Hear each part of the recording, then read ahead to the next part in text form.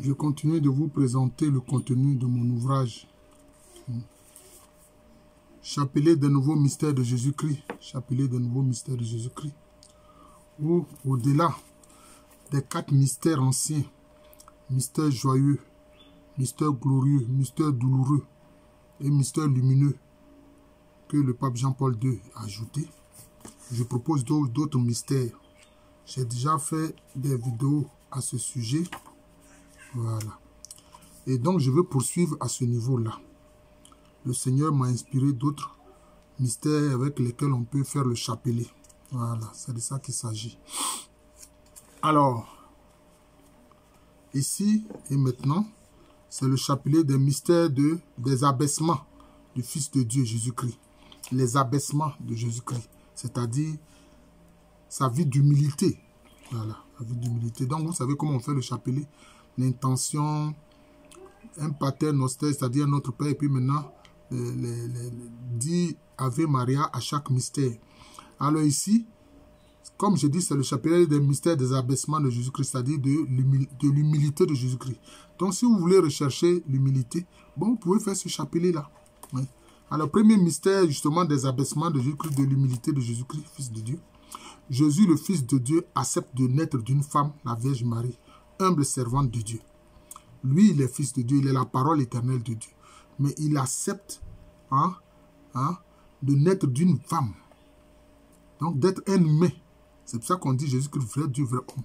Donc, c'est un acte d'humilité, c'est un acte d'abaissement. Hein? C'est pour ça qu'il a dit, moi, je viens d'en haut et vous, vous êtes d'en bas. C'est un acte d'humilité, le fait que Jésus-Christ ait accepté, lui qui est la parole éternelle de Dieu, qui existe de toute éternité, d'avoir accepté de naître d'une humble femme et de venir dans le monde au milieu des hommes. Deuxième mystère, Jésus accepte le baiser de traîtrise de Judas Iscariote. Vous voyez? Il aurait pu le rabrouer, le pousser, le traiter de sale traître. Non. Mais Jésus a accepté le baiser de traîtrise de Judas Iscariote. Et il a dit simplement, c'est ainsi que tu trahis le Fils de l'homme. Vous voyez? C'est cela. C'est vraiment un abaissement, une humilité grande du Seigneur Jésus-Christ. Troisième mystère, sur les abaissements ou humilité de Jésus-Christ, Jésus-Christ accepte son arrestation. Or, il aurait pu détruire ceux qui sont venus l'arrêter.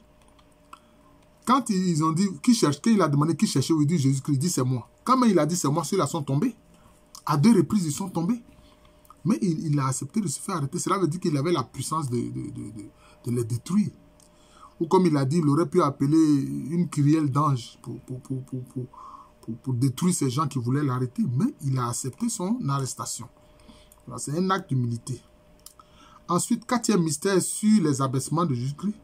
Jésus-Christ a accepté d'être giflé devant le Sanhédrin. Les gens l'ont giflé devant le Sanhédrin. Il y a quelqu'un qui a dit, mais comment tu oses parler ainsi au grand prêtre? Il dit, mais si ce que je dis est mauvais, montre-moi en quoi. Vous voyez? Mais il a accepté d'être giflé. Par une de ses créatures. Voilà.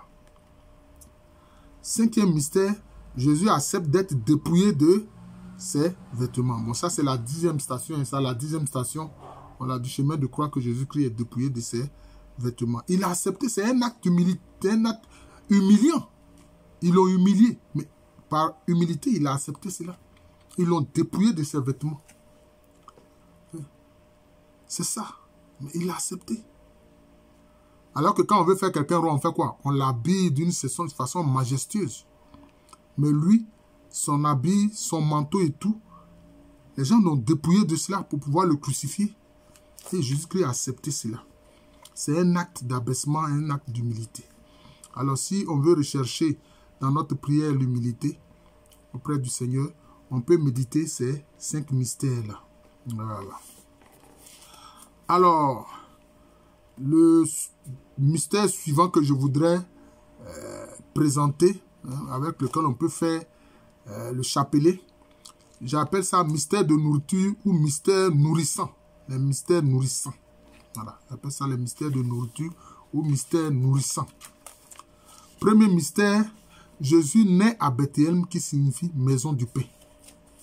Jésus est né à Bethléem. Or, le mot Bethléem veut dire maison de pain. maison du pain. Voilà. Jésus est né à Bethléem qui signifie maison du pain. Voilà. C'est ça. Deuxième mystère, Jésus donne à boire du vin aux noces de Canaan. C'est le mystère de nourriture, le mystère nourrissant. Jésus donne à boire du vin aux noces de Canaan. Et puis, ce n'est pas n'importe quel vin, vous savez. Troisième mystère, Jésus multiplie du pain et du poisson et nourrit ainsi des foules. Ça, il l'a fait à 2 reprises. Jésus multiplie du pain et du poisson et nourrit ainsi les foules. Voilà. On dit 5000 personnes. Et il y a des paniers même qui ont encore eu du pain. Quand les gens ont mangé ce qui est resté. Quatrième mystère, Jésus donne à manger son corps et à boire son sang à ses disciples. Ça, c'est l'Eucharistie. Voilà. Jésus donne à manger son corps et à boire son sang à ses disciples. Ça, c'est le quatrième mystère qu'on peut méditer concernant les mystères de nourriture. Voilà. Et puis, cinquième mystère, sur les mystères de nourriture ou les mystères nourrissants, c'est les compagnons d'Emmaüs qui reconnaissent Jésus ressuscité dans la fraction du pain. Quand il a rompu le pain, les yeux se sont ouverts, ils ont reconnu que c'était Jésus-Christ. Voilà, ça c'était les compagnons d'Emmaüs. Avec Cléophas et ses camarades. Voilà. Donc vous voyez, je viens à nouveau de vous présenter 2 mystères avec lesquels on peut faire le chapelet. Le mystère de l'humilité ou le mystère des abaissements du Fils de Dieu, Jésus-Christ. Et ensuite le mystère de nourriture. Voilà. Pour ne pas dire le mystère nourrissant.